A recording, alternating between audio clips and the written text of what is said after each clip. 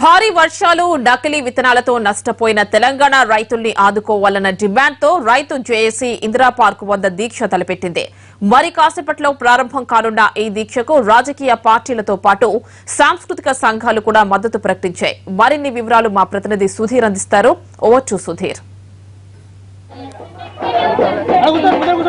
Telangana JAC మరొకసారి ఉద్యమ బాట రాష్ట్రంలో పరిస్థితులు అదేవిధంగా కురిసిన భారీ వర్షాల కారణంగా రైతులు చాలా సమస్యలు ఎదుర్కొంటున్నారని ఈ సమస్యలన్నింటినీ కూడా వెంటనే పరిష్కరించాలని చెప్పేసి ఇందిరా పార్క్ వద్ద రైతు జేఏసీ ఆధ్వర్యంలో భారీ ఎత్తున దీక్షా కార్యక్రమాన్ని చేపట్టడం జరిగింది. ఈ కార్యక్రమానికి తెలంగాణ జేఏసీ చైర్మన్ కోదండరావుతో పాటు తెలంగాణ రైతు జేఏసీ కన్వీనర్ జలపతిరావు వీరందరూ కూడా హాజరు కావడం జరిగింది. మరి కాసేపట్లో ఈ దీక్ష ప్రారంభం కానుంది. అయితే ముఖ్యంగా ఈ రైతు జేఏసీ సంబంధించి డిమాండ్లు ఏంటో వారిని అడిగి తెలుసుకుందాం. సార్ జలపతిరావు గారు చెప్పండి, ఏంటి మీ డిమాండ్స్ ఏంటి? అంటే రైతు పరిస్థితి బాగాలేదు. ఇవన్నీ మనకు చాలా ప్రమేయాలు బాగుపడుతున్నాయి. వ్యవసాయం పద్ధతులు మారుతున్నాయి, పంటలు మారుతున్నాయి. రైతుకు లాభసాటిగా లేకపోయేసరికి వాళ్ళ జీవితాలు వదిలేసేటువంటి సంఘటనలు ఈ ప్రాంతంలో తెలంగాణ ఏర్పడిన తర్వాత అవ్వటం ఒక బాధాకరమైన విషయంగా ఏర్పడితే ప్రైవేట్ రంగం యొక్క పాత్రత ఎక్కువ అయింది, ప్రభుత్వం యొక్క పాత్ర బాగా తగ్గింది. విత్తనాలు కావచ్చు, ఎరువులు కావచ్చు, పురుగు మందులు అందించడంలో నాణ్యత లేదు, అధిక ధరలతోటి అనవసరం ఖర్చులు పెరుగుతున్నాయి. ఒకటైతే పండించిన పంటకు, నానా కష్టాలు పడ్డ పంటకు మార్కెట్లో ప్రభుత్వం నిర్ణయించిన ధరకు కూడా కొనేటువంటి పరిస్థితులు ఇవ్వట్లేదు.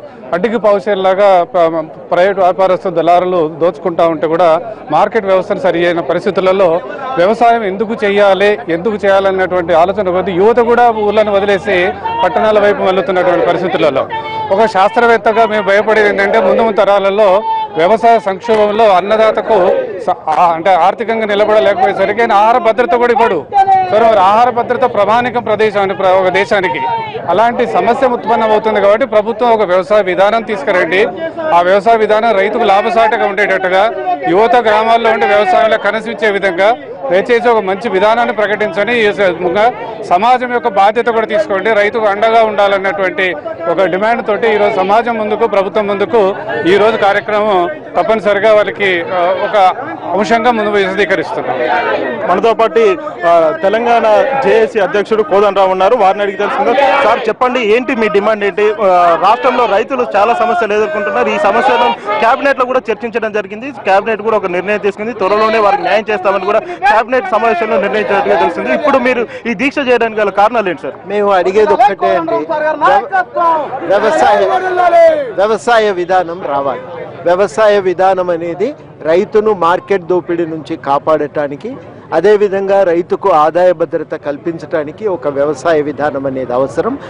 వెంటనే ఆ వ్యవసాయ విధానాన్ని ప్రకటించాలని కోరుతూ మేము ఇవాళ ఈ కార్యక్రమం చేస్తున్నాం. అదేవిధంగా రైతుల సమస్యల పట్ల సమాజానికి కూడా కొంత అవగాహన కల్పించడం అవసరం. ఆ అవగాహనను పెంపొందించే ఆలోచనతో ఇవాళ ఈ ప్రయత్నం చేస్తాం. ముఖ్యమంత్రి ఒక రైతు, వ్యవసాయ శాఖ మంత్రి కూడా ఒక రైతు. సాక్షాత్తు వీరిద్దరు రైతులు పెద్ద స్థాయిలో ఉన్నా కానీ రైతుల సమస్యలన్నీ కూడా తమకు తెలుసు. పీడీ యాక్ట్ ఎవరైతే నకిలీ విత్తనాలు సరఫరా చేస్తున్నారో ఆ యాజమాన్యాలు కావచ్చు, ఆ కంపెనీలు కావచ్చు, వారన్నిటి మీద కూడా పీడీ యాక్ట్ పెడుతున్నాము. ఇంకా అనేక రైతు సమస్యలన్నీ కూడా ఒక్కొక్కటి పరిష్కరిస్తున్నామని చెప్పేసి చెప్తున్నారు. రైతులందరూ కూడా ఆనందంగా ఉన్నారని చెప్తున్నారు. ఇప్పుడు తాత్కాలిక ఉపశమనం కాదు, శాశ్వత పరిష్కారం కావాలి. గవర్నమెంట్ చేస్తున్నవన్నీ కూడా తాత్కాలికమైన పరిష్కారాలే కానీ శాశ్వత పరిష్కారాలు కాదు. అట్లాంటి ఒక శాశ్వత పరిష్కారమే మేము కోరుతున్నాం. ఇప్పటికే రైతులు ఎదుర్కొంటున్న సమస్యలన్నీ కూడా ప్రభుత్వం దృష్టికి వచ్చాయి. వాటిని ఒక్కొక్కటిగా పరిష్కరిస్తున్నాం. అందులో భాగంగానే రైతు రుణమాఫీ ఏదైతుందో రైతు రుణమాఫీ కూడా ఇప్పటికే 2 విడతలుగా చేసాం. మరో 2 విడతలు ఒకేసారి కూడా చేసేస్తామని ప్రభుత్వం చెప్తుంది. ఇప్పుడు రానియండి, మంచిదే కదా, ఇస్తే వద్దని అంటున్నాం.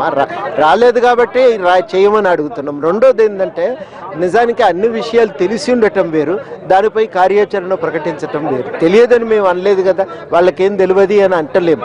విధానం ప్రకటించలేదని మాత్రమే అంటున్నాం. ఇప్పుడు కూడా ప్రభుత్వం చేయవలసింది ఏంటంటే, పారిశ్రామిక విధానం తెచ్చిండ్రు కదా, ఐటీ విధానం కూడా వచ్చింది కదా. మరి వ్యవసాయము 50% పైబడి ప్రజలు దీన్నే నమ్ముకొని దీని మీద ఆధారపడి బతుకుతున్నారు. వాళ్ళ కోసము విధానం రావాలి కదా. అది మేము అడుగుతున్నాం. ఆ వెంటనే ఆ విధానాన్ని ప్రకటించాలని కోరుతున్నాం. సార్, ఇప్పుడు ప్రభుత్వం చెప్తున్నట్టుగా రైతులందరూ ఆనందంగా ఉన్నారా? చెరువు కట్టల మీద మేకల్ని కోసుకుని తినే పరిస్థితి ఏదైనా ఉందంటారా? తప్పకుండా సంతోషం కలిగినప్పుడు యాటలు కోస్తారు, దావత్తులు చేసుకుంటారు. సంతోషం ఉన్నది, చెరువులు నిండే వరకు ఉత్సాహం కూడా ఉన్నది. మంచి పరిణామంగా కూడా మేము చూస్తున్నాం. కానీ అది సంపూర్ణంగా అన్ని సమస్యలను పరిష్కరిస్తుంది అనుకోవటం మాత్రం సమంజసం కాదు.